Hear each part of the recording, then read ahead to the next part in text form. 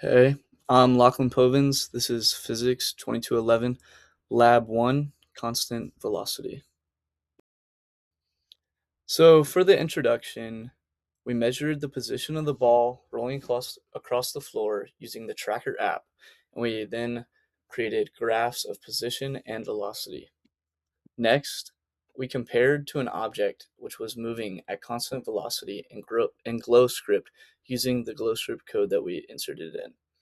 Next, Newton's second law played the biggest role, and then the system included the ball, the hand pushing the ball, and the floor. Many factors caused the real life experiment to not travel at constant velocity. So, now on to the fundamental principles and concepts of this lab. So, in this lab, when there's a constant velocity, the net force is going to equal zero. Then we used the Newton's second law, which is force equals mass times acceleration. Then for the velocity update formula, we have V final equals V initial plus the net force over mass times delta t, which is the change in time. Then we went and used the position update formula, which is R final equals R initial plus V average times delta t. And V average, as we can see in the next bullet point, is going to be V final equals V initial. In the experiment I conducted, there were some experimental errors, such as the ball, when we were rolling it across the floor, created friction, and we'll be able to see that in a graph later on. But in GlowScript, we made the net force equal zero, so you can see what the experiment should look like in a perfect world without friction, air resistance, or the grooves in the ball. This will lead into our velocity not being constant all the way through the experiment.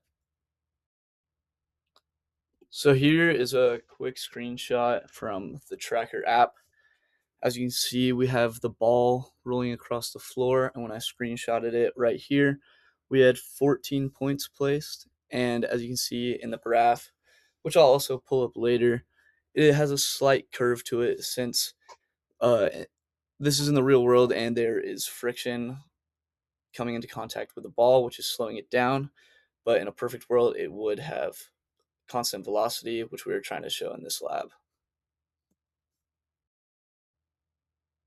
So here we have a little bit of a bigger picture of the graph we created. As you can see on the left, we have the position in meters, and then on the bottom, we have the time in seconds. It starts out with the initial velocity being constant, and it follows that curve, and it slowly has a little bit of a curve because of the force due to friction acting on the ball, slowing it down. But in a perfect world, it should be a straight line from the bottom left corner to the top right corner, showing constant velocity. So now on to the GlowScript code. In GlowScript, we coded in Python, and I'll tell you the things we adjusted to make constant velocity. First, we adjusted the net force, and we made the net force equal to zero.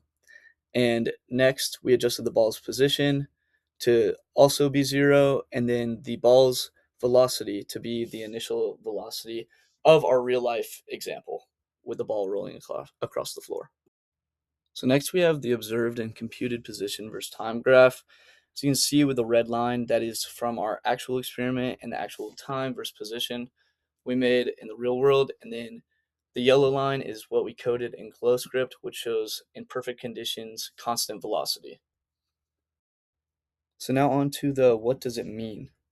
If the positive x and negative x axis were interchanged, the ball would just all that would change is the ball would be moving in the negative x direction in the same manner with how it was moving before and have negative velocity, but it would still begin at the origin. It would just change the inverted of the axis.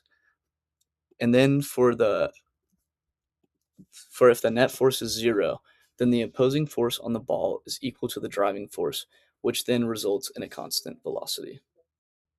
And lastly, now onto the experimental and other factors. I talked about it throughout the lab, but the friction of the floor and the grooves of the ball, the air resistance, and errors with the tracking software could all cause experimental factors, and make it seem like it is not constant velocity. And thank you.